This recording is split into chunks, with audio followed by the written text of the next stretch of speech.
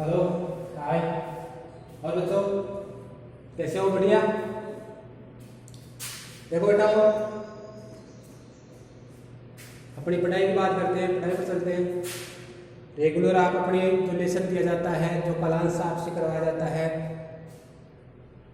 उसको ध्यान से सुना करो और सुनने के बाद में उसको बुक में पढ़ा करो। बुक में क्या बताया गया है, उसको किस प्रकार से समझाया गया है, ये आप अपन जो क्लास लेते हैं उससे समझना है। आपको बुक को पहले पढ़ना है, पढ़ने के बाद में जो हम समझाते हैं उस लेसन को फिर आपको क्या करना है, पढ़ना है। अगर आपको ऐसे पता नहीं चले कि कौन सा लेसन पढ़ाया गया, कौन सा पॉइंट या कितने बिंदु पढ़ाए गए अपन को, तो उनके बारे में आप पहले सुन लें, समझ लें। फिर आप क्या करें कि भाई हाँ ये बिंदु हमारे को बताए गए हैं, तो उनको पढ़ें किताब में, फिर दोबारा सुने आप। इससे आपको याद हो जाएगा, समझ में आ जाएगा। आप केवल सुनते ही है, हमारी बताई हुई या पढ़ाई हुई समझाई हुई बात सुनते ही है, तो उससे केवल आप सुन ही सकते हैं, उसको आपको समझ में नहीं आएगी, याद नहीं रहेगी, क्योंकि पता ही नहीं है आपको किताब में, बुक में क्या दे रखा है क्या, हम किसके बारे में बता रहे हैं। जब तक आपको इस बात का पता नहीं चलेगा कि किस चीज़ के बारे में आपको समझाया जा रहा है, तब तक आप चीज़ समझ में नहीं आएगी। तो हम लेसन का नाम बताते हैं, लेसन के बारे में बताते हैं आपको। ये बात इनके बारे में बताने के बावजूद भी आप ये नहीं समझ पाते हैं कि ये किस चीज़ के बारे में। जैसे मैंने बता दिया कि जाति के बारे में, जैसे अपना ये लेसन है जाति, धर्म और लैंगिक मसले। जाति से संबंधित मामले भी हैं, धर्म से संबंधित मामले भी इसमें पढ़ेंगे, लैंगिक भेदभाव के जो मसले हैं, विवाद है, उनको भी हम इसमें चर्चा करेंगे। लेकिन अब जाति की बात आती है तो जाति में कौन कौन से मुद्दों पर चर्चा करेंगे अपन। ये चीजें आप बुक में पढ़ोगे तभी आपको पता चलेगी, तभी आप इनको समझ पाओगे।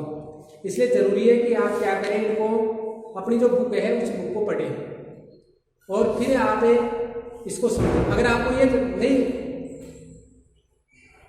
पता चलता है कि हमारे को आज इस कालांश में कौन कौन सा जो लेसन का भाग है वो बताया गया है, कौन कौन से बिंदु पढ़ाए गए हैं, तो आप पहले अपना कालांश सुन लें, अपना वीडियो सुन लें, और ये सुनने के बाद में आप देखें कि भाई हाँ ये चीज़ें हमारे को बताई गई है, तो किताब में कैसे हैं, उनको किताब में पढ़ें, फिर दोबारा सुनें, तो ज़्यादा याद होगा आपको, स्थायी याद होगा। तो अपना जो चौथा लेसन है, आपके 3 लेसन हो चुके हैं कंप्लीट। आपके इसमें लोकतांत्रिक राजनीति चल रही है, इसमें आपके 8 लेसन है, इसमें से 3 लेसन आपके कंप्लीट हो चुके हैं, चौथा लेसन आपका चल रहा है। और इस चौथा लेसन जो आपका है वो जाति, धर्म और लैंगिक मसलों से संबंधित है। इसमें हम जाति, धर्म और लैंगिक मसलों के बारे में पढ़ेंगे। पिछले अध्याय में हमने जाना कि सामाजिक विविधता लोकतंत्र के लिए कोई खतरा नहीं होती है, ये भी देखा, आपने पढ़ा था पिछले लेसन में। सामाजिक विविधता का लेसन था आपके कि, और ये भी देखा कि समाज में विविधता पाई जाती है, लेकिन वो विविधता जो है लोकतंत्र के लिए खतरनाक नहीं है, बेशर्ते कि लोकतांत्रिक सरकार उसको क्या करे, समेटने का कार्य करे, उस विविधता को समाहित या समायोजित करने का कार्य करे।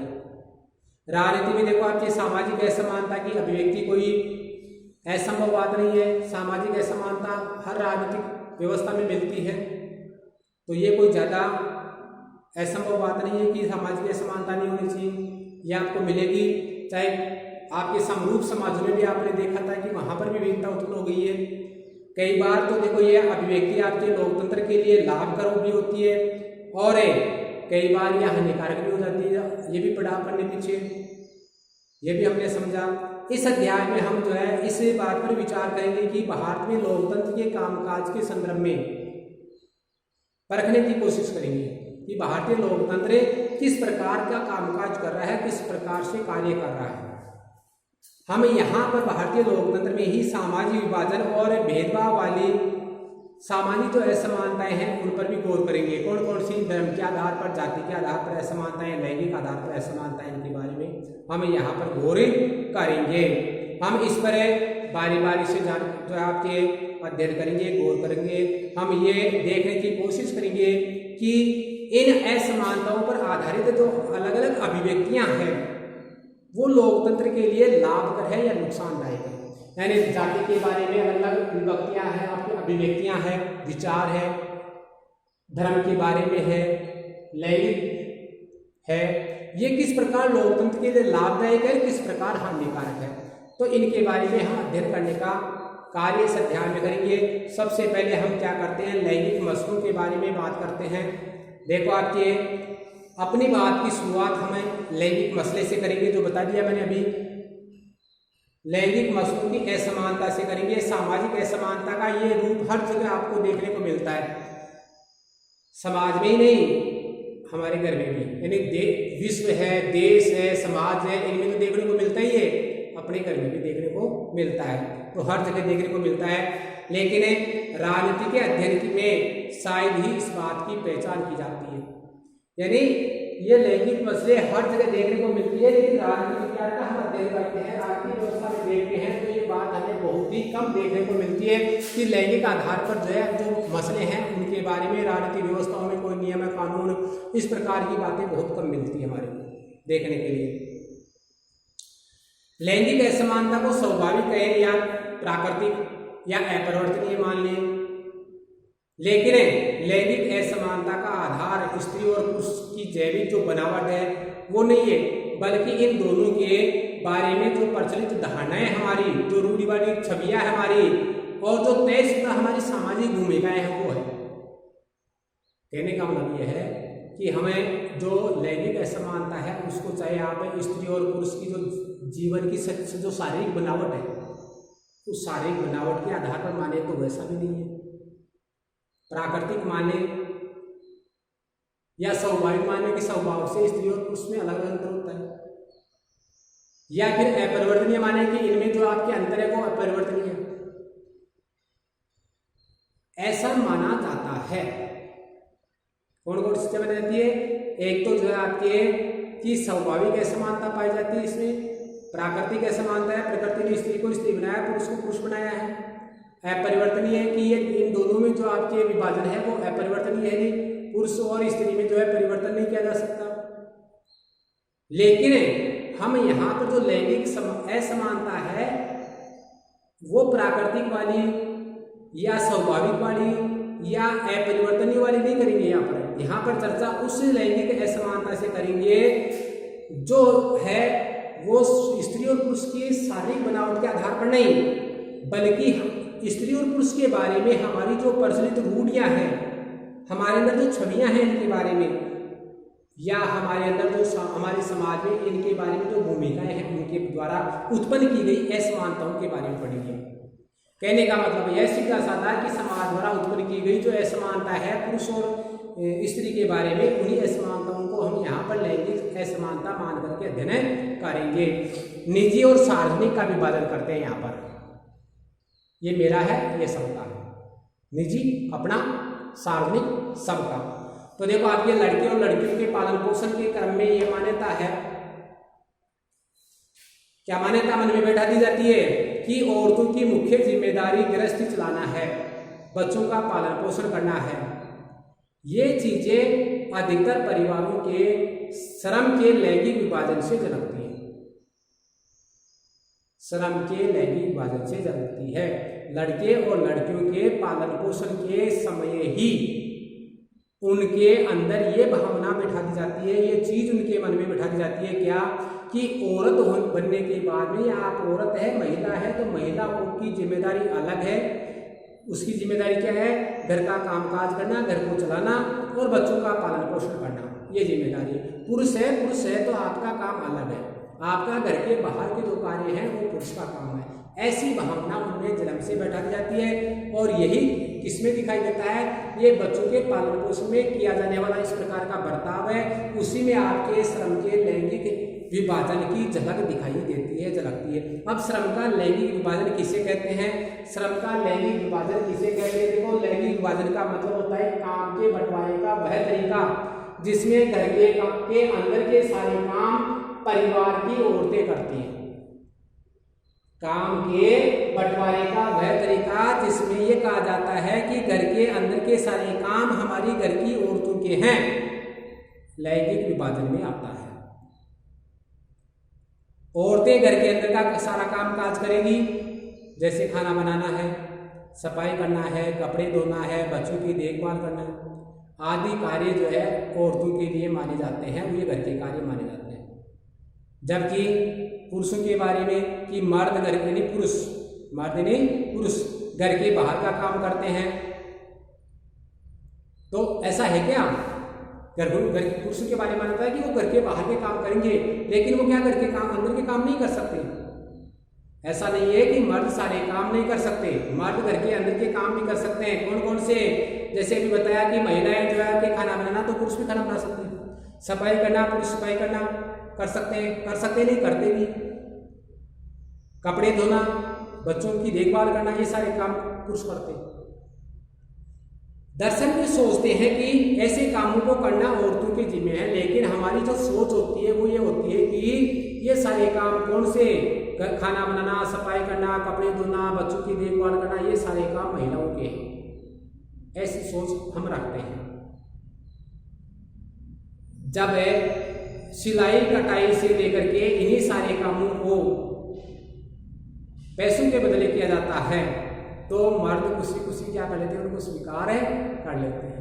दर्जी का काम कर रहा है बाहर बैठे, है ना, पापा जी दर्जी का काम करें, और अंदर अगर खुद के कमीज का बटन टूट जाए यहाँ से, तो खुद नहीं लगाएंगे घर ला करके अपनी पत्नी को नहीं। आपकी माता जी कहेंगे कि भाई मम्मी, कहीं भाई जरा बेटा तेरी मम्मी को दे बटन लगा दे।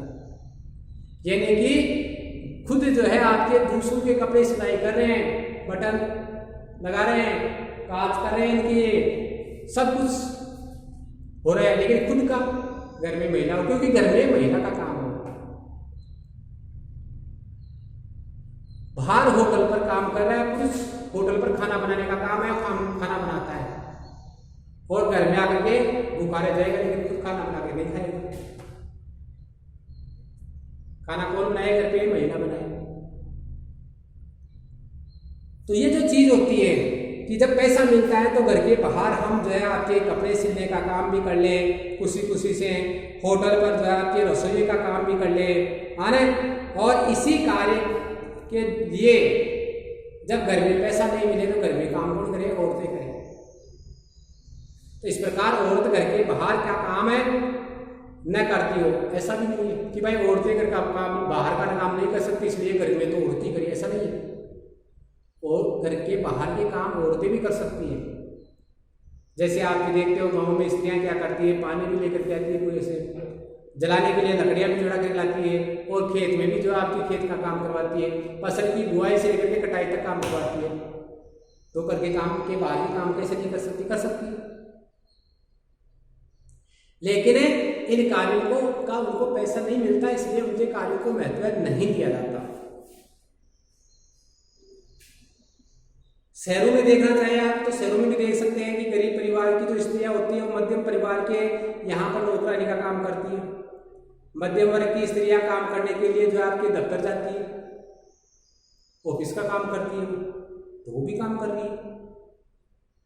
तो सच्चाई ये है कि अधिकतर महिलाएं अपने घरेलू काम के अतिरिक्त अपनी आमदनी के लिए भी कुछ न कुछ काम करती रहती है, लेकिन फिर भी उसके काम को महत्व ज्यादा नहीं दिया जाता। लेकिन उनके काम को ज्यादा महत्व नहीं दिया जाता, मूल्यवान नहीं माना जाता, और उन्हें दिन रात काम करके भी उसका कोई श्रेय नहीं मिलता, वाहवाही नहीं मिलती। शाम को जो है आप भी घर जाएंगे मम्मी खाना, और खाना नहीं मिलेगा तो कई बातें सुनाएंगे मम्मी को, है ना। तो महिलाओं को जो है आपके घर का जरा और ज्यादा काम करना पड़ता है। अपन से पहले घर में महिलाएं उठ जाती है और अपने सोने के बाद वो सोती है। आप भी देखते हो, आपकी माता जी है आपसे पहले उठती है, उठने के बाद में वो जो आपके लिए दूध गर्म करती होगी, आपको जगाती होगी, जगाने के बाद में आपको जो है आपके नहलाने के लिए, नहाने के लिए गर्म पानी वगैरह देती है, सारा काम करती है। आप स्कूल से जाते हैं तो भी जो है आपको खाना वगैरह देती है, और आप सो जाते हैं शाम को तो बाद में वो सोती है, बहुत सारे काम करके निपटा के सोती है। आपके पापा भी सो जाते होंगे, लेकिन जो आपकी मम्मी है तो घर के काम करती रहती है। तो महिलाओं को काम ज्यादा करना पड़ता है, लेकिन उनके काम का महत्व नहीं है। क्यों नहीं है? क्योंकि उनके काम से आमदनी नहीं हो रही है। पुरुष बाहर काम कर रहा है, वही काम कर रहा है, रसोई का कर रहा है, तो भी उसके काम का महत्व है। क्यों? क्योंकि उसको पैसे मिल रहे हैं, पैसे के बदले काम हो रहा है। तो यहाँ पर है इसको महत्व दिया जा रहा है, पैसे को महत्व दिया जा रहा है। तो इस प्रकार श्रम का जो ये विभाजन है, इस विभाजन का नतीजा ये हुआ कि औरतों को क्या कर दिया गया, आपके चार दीवारी में समेट दिया गया कि आप तो केवल काम घर का ही कर सकती है, क्योंकि उनके घर का काम का पैसा नहीं है, इसलिए उनको घर के कार्य में समेट दिया गया कि औरतें जो है आपके घर के कार्य कर सकती है, इसलिए घर के अंदर ही रहे हो, तो घर की चार दीवारी में बंद हो गई। और बाहर का जो सार्वजनिक कार्य है, सार्वजनिक जीवन है, वो पुरुषों के अधिकार में आ गया। मनुष्य जाति की आबादी में औरतों का अगर हिस्सा देखे तो कितना मिलेगा, लगभग आधा हिस्सा मिलेगा। खास करे अगर राजनीति में देखें तो उनकी भूमिका नगण्य ही है। राजनीतिक क्षेत्र में देखें ना, भारतीय राजनीति में तो महिलाओं की भूमिका बहुत कम है, महिलाओं की भूमिका बहुत कम है। ये बात अधिकतर समाजों पर लागू होती है। सिर्फ पहले सिर्फ पुरुष ही जो है आपके सार्वजनिक मामलों में भागीदार होता था, वोट देने का काम है, राजनीतिक पदों में के लिए चुनाव लड़ने की अनुमति है। धीरे धीरे जो है आपके राजनीति में लैंगिक मुद्दे उभरे, दुनिया के अलग अलग हिस्सों में जो है आपके औरतों ने अपने संगठन बनाए और बराबरी का हक पाने के लिए आंदोलन किए, जो नारीवादी आंदोलन कहलाए। तो आज भी दुनिया के अधिकांश देशों में राजनीति में महिलाओं की भूमिका बहुत कम है। और भारत में देखें तो भारत में जो आपके संसद और विधानसभाओं में भूमिका जो महिलाओं की भूमिका बहुत ही कम है। 2014 से पहले संसद में 5% से भी कम महिलाएं चुन करके आती थी, जबकि महिलाओं की आबादी कितनी है, जनसंख्या कितनी है, लगभग आधी है। और ये स्थिति जो है हमारे विभिन्न राज्यों की विधानसभाओं में थी। कई देशों में तो महिलाओं को वोट देने का अधिकार नहीं था, आज भी कई देशों में नहीं है। अमेरिका में तो भारत में 1950 में भारत का संविधान लागू हुआ और 1952 में पहले आम चुनाव हुए। उन पहले आम चुनाव में महिलाओं को मत देने का अधिकार था। हमारे संविधान में महिलाओं को मत देने का अधिकार दिए थे, नहीं, सार्वभौम वयस्क मताधिकार हमारे संविधान में बनाया गया था, अमेरिका में नहीं बनाया गया था। भारत के बाद में जाकर के 70 के दशक में जो है आपके अमेरिका में महिलाओं को क्या दिया गया, मत देने का अधिकार दिया गया। 1970 के दशक में जो है महिलाओं को क्या किया गया, मत देने का अधिकार दिया गया। वहां पर भी देखो महिलाओं के साथ इतना भेदभाव होता। अमेरिका जो कि आपके 1778 में क्या हो गया था, वहां पर 78 में जो है वहां पर संविधान लागू किया था अमेरिकी संघ बनने के साथ। और उसके बाद में जो है लगभग कितने हो गए, 1778 कितने हो गए आपके, 1700, 1800, 1900, लगभग 200 वर्ष के लगभग का समय हो गया। इतने वर्ष समय बाद में जाकर के वहां पर महिलाओं को मत देने का अधिकार मिला। तो जब महिलाओं को मत देने का अधिकार नहीं मिला, अन्य पुरुषों के बराबरी के अधिकार नहीं मिले, पुरुषों के तुलना में उनको कमतर मानक समझा गया, तो महिलाओं ने पुरुषों के बराबर अधिकार पाने के लिए अपने संगठन बनाना शुरू कर दिए, महिला संगठन बनने लगे।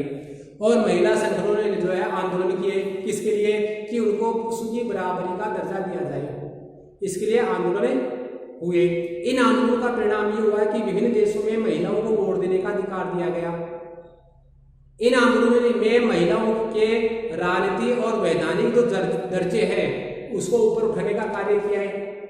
किन्होंने, इन आंदोलनों में, महिलाओं द्वारा किए जाने वाले आंदोलनों के कारण ही महिलाओं को क्या हुआ, राजनीतिक क्षेत्र में और वैधानिक कानूनी क्षेत्र में उनको कुछ ऊंचा दर्जा मिला, कुछ स्थान मिला, उनका कद ऊंचा हुआ। साथ साथ में शिक्षा है, रोजगार के क्षेत्र है, उनमें भी जो है आंदोलनों के माध्यम से मांग की गई, आंदोलन के माध्यम से मांग की गई। और तो महिलाओं को क्षेत्र और जो आपके शिक्षा और रोजगार के क्षेत्र में अवसर मिले। परिणाम यह हुआ कि महिलाओं की स्थिति में बदलाव आया, महिलाओं की स्थिति में बदलाव आया। तो ये जो आंदोलन हुए महिलाओं द्वारा, इन आंदोलनों के कारण महिलाओं का जो पारिवारिक जीवन है, उस पारिवारिक जीवन में बदलाव भी आया। इन्होंने इन आंदोलनों के माध्यम से पारिवारिक जीवन में और सामाजिक जीवन में पुरुषों के बराबरी का अधिकार की मांग की। तो इन आंदोलनों को नारीवादी आंदोलन कहा गया। क्या कहा गया, नारीवादी आंदोलन। तो नारीवादी आंदोलन किसे कहा जाता है? वह आंदोलन जो महिलाओं को पुरुषों के बराबरी का दर्जा दिलाने के लिए किया जाता है या किए गए। महिलाओं द्वारा पुरुषों के बराबरी का अधिकार पाने के लिए किए गए विभिन्न आंदोलन जो है आपके नारीवादी आंदोलन कराते हैं। नारीवादी का मतलब क्या होता है? नारीवादी का मतलब होता है औरत और मर्द के समान अधिकारों के और अवसरों पे विश्वास करने वाले महिला और पुरुष। तो यहाँ नारीवादी आंदोलन के अंदर ये नहीं कि महिलाएं भागीदार थी, नारीवादी आंदोलन में वे पुरुष भी भागीदार बने, वे भी सहायक बने। जो पुरुष क्या चाहते थे कि औरत को जो है आपके मर्द के बराबर या समान अधिकार मिलने चाहिए। तो औरतों को मर्दों के बराबर अधिकार दिलाने की मांग करने वाले पुरुष नारीवादी कहलाते हैं। लैंगिक विभाजन की राजनीति की बात करें तो राजनीतिक अभिव्यक्ति और इस सवाल पर राजनीतिक गोलबंदी ने सार्वजनिक जीवन में औरतों की भूमिका को बढ़ाने में मदद की है। नारीवादी जो आंदोलन हुए, इन आंदोलनों से जो है महिलाओं की भागीदारी भी बढ़ी, जागरूकता भी आई, उनको कुछ बराबरी के अधिकार भी मिले। इन अधिकारों का परिणाम ये हुआ कि सार्वजनिक क्षेत्र में महिलाओं की भूमिका बढ़ी, औरतों की भूमिका बढ़ी। देखो आज हम देखें तो वैज्ञानिक हो, डॉक्टर हो, इंजीनियर हो, प्रबंधक हो, कॉलेज और विश्वविद्यालय में शिक्षक हो, ये जो पैसा है, ऐसा पैसे का मतलब व्यवसाय, ऐसे व्यवसायों में बहुत सारी महिलाएं काम कर रही है। बहुत सारी महिलाएं क्या कर रही है? काम कर रही है। जबकि पहले ये कार्य पुरुषों के माने जाते थे और ये कहा जाता था कि नहीं, महिला डॉक्टर नहीं बन सकती, महिला पढ़ाई करा सकती है क्या, महिला कॉलेज में अध्यापक शिक्षक बन सकती है क्या? नहीं, ऐसा कहा जाता था। लेकिन आज जब महिलाओं ने बराबरी का दर्जा प्राप्त किया है तो उनको इन क्षेत्रों में बढ़ने का अवसर भी मिला है और वो इन विभिन्न क्षेत्रों में अपनी महत्वपूर्ण भूमिका भी निभा रही है। अर्थात उन्होंने ये बता दिया कि वो भी पुरुषों से कम नहीं है। दुनिया के कुछ हिस्से जैसे आपके देखो, आपके स्वीडन है, नॉर्वे है, फिनलैंड है, या आपके स्कैंडिनेवियाई देश है। ये स्कैंडिनेवियाई देशों में सार्वजनिक जीवन में महिलाओं की भागीदारी का स्तर काफी ऊंचा है, भारत से भी ज्यादा। तो कौन कौन से? स्वीडन, नॉर्वे और फिनलैंड, ये ऐसे देश है जिन देशों में महिलाओं का जो जीवन स्तर है वो पुरुषों से भी काफी ऊंचा है। यहाँ पर महिलाओं की भागीदारी सार्वजनिक क्षेत्रों में काफी ऊंचे स्तर की है। हमारे देश में आपके आज़ादी के बाद, स्वतंत्रता के बाद, हमारे देश में स्वतंत्रता के बाद की बात करें तो स्वतंत्रता के बाद से ही महिलाओं की स्थिति में कुछ सुधार हुआ है, पर वे अभी भी जो है पुरुषों से काफी पीछे है। क्यों है? क्योंकि हमारा समाज पितृ प्रधान है। क्या है हमारा समाज? पितृ प्रधान है। पितृ प्रधान का मतलब पिता की प्रधानता, पुरुष की प्रधानता। अर्थात हमारे यहाँ पर ये माना जाता है कि पिता की संपत्ति पर पुत्र का ही अधिकार है, पुरुष की संपत्ति पर पुरुष ही उत्तराधिकारी, महिलाओं का उत्तराधिकार नहीं। तो ऐसे समाज को पितृ प्रधान कहा जाता है, जिसमें पुत्र प्रधान होता है, पिता की संपत्ति का उत्तराधिकारी पुत्री होता है। तो ऐसा ही जो समाज है वो हमारा पितृ प्रधान समाज है। और पितृ प्रधान समाज होने के कारण महिलाओं को जो है पुरुषों के बराबर दर्जा नहीं मिला। औरतों के साथ कभी भी देखो आपके कई तरह के भेदभाव होते रहे। यहाँ पर औरतों के साथ पहले भी भेदभाव होते रहे और अभी भी भेदभाव हो रहे हैं, और उनका दमन भी होता है। किनका? औरतों का। किनका दमन होता है? औरतों का दमन भी होता है। देखो आपके महिलाओं की साक्षरता की बात करें भारत में तो महिलाओं की साक्षरता दर अभी भी जो है आपकी मात्र पहला देखो ना आपके इसके बारे में, महिलाओं के साथ आपके भेदभाव, लैंगिक भेदभाव दर्शाने वाले बिंदु भारत में। पहला बिंदु महिला साक्षरता,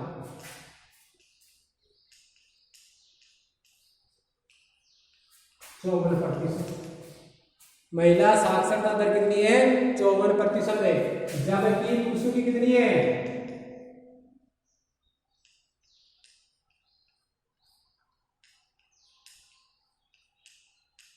76% है। कितनी है? 76% है पुरुषों की साक्षरता। तो ये अंतर प्रकट करता है यहाँ पर भारत में कि भारत में महिलाओं के साथ में क्या होता है? भेदभाव होता है।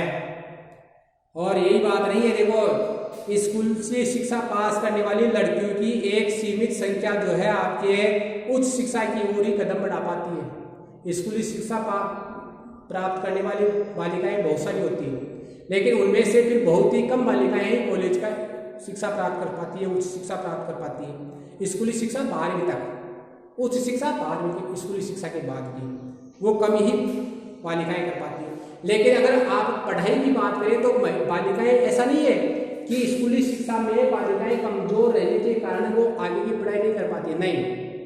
आप परिणाम देखिए आप हर वर्ष के बोर्ड के परिणाम देखेंगे तो भी आपको यही देखने को मिलेगा कि महिलाओं की बालिकाएं जो है आपके लड़कों की तुलना में बाजी मार जाती है, अर्थात उनका शिक्षा का स्तर उच्च होता है।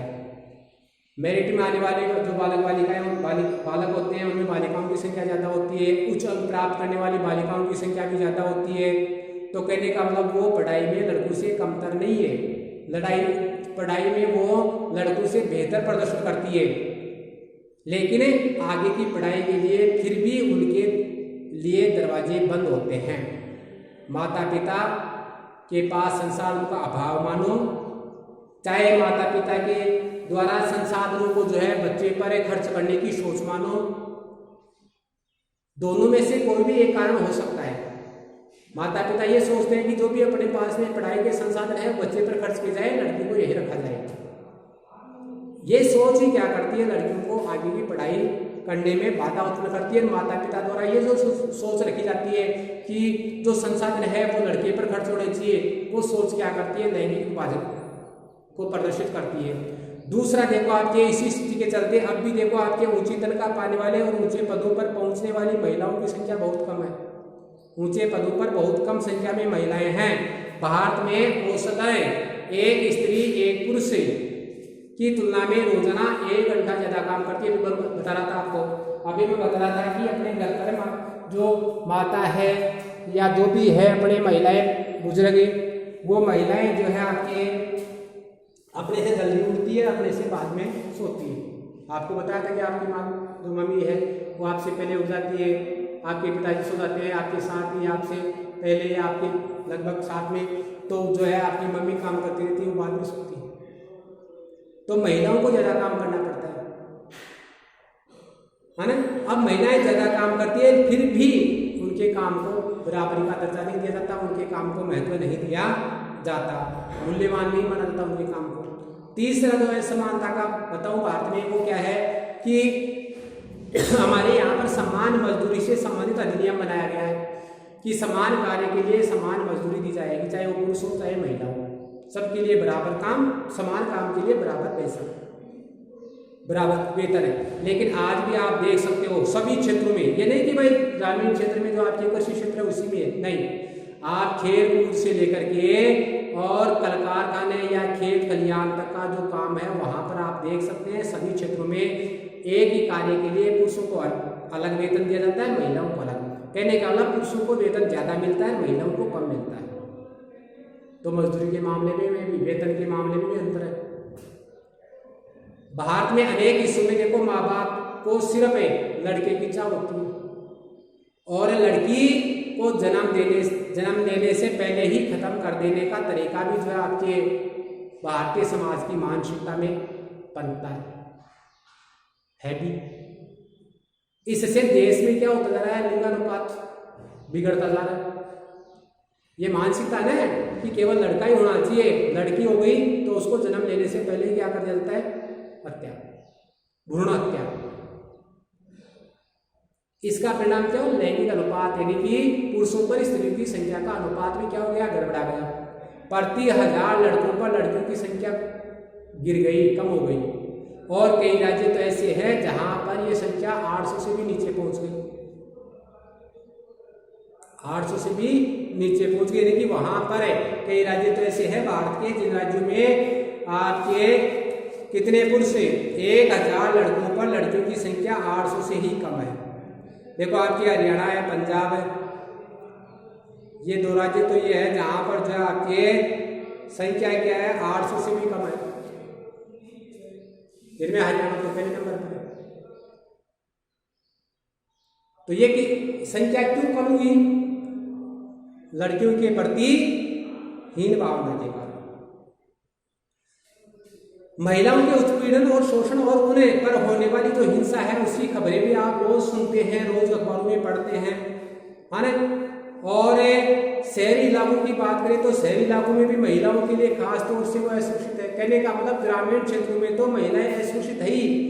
ग्रामीण क्षेत्रों में तो आप सुनते ही हैं कि महिलाओं के साथ शोषण हो रहा है, उनका उत्पीड़न किया जा रहा है। लेकिन शहरी क्षेत्रों की बात करें तो शहरी क्षेत्रों में भी महिलाएं सुरक्षित नहीं है, वे अपने घरों में ही सुरक्षित नहीं है। अरे दूसरी जगह तो दूर की बात है कि उनकी सुरक्षा हो, लेकिन अपने घर में भी वो सुरक्षित नहीं है। क्यों? क्योंकि वहां पर भी उन्हें घरेलू हिंसा का शिकार होना पड़ता है। घर में या तो पुरुषों की मारपीट का शिकार होना पड़ता है, या घर में जो है उनसे बड़ी जो महिलाएं हैं जैसे बहू को सास पीटती है तो उनका जो आपकी मारपीट का शिकार होना पड़ता है। इसके अलावा अनेक प्रकार की हिंसा उन्हें डेली घर में क्या करनी पड़ती है? झेलनी पड़ती है, घर में झेलनी पड़ती है। तो इस प्रकार जो आपके महिलाएं जो आपके घरेलू स्तर पर भी क्या नहीं है? सुरक्षित नहीं है। इसके बाद में आपके अगली जो बात है आपके वो आपके धर्म और सांप्रदायिकता से संबंधित है, जो हमें अगले कालांश में करेंगे।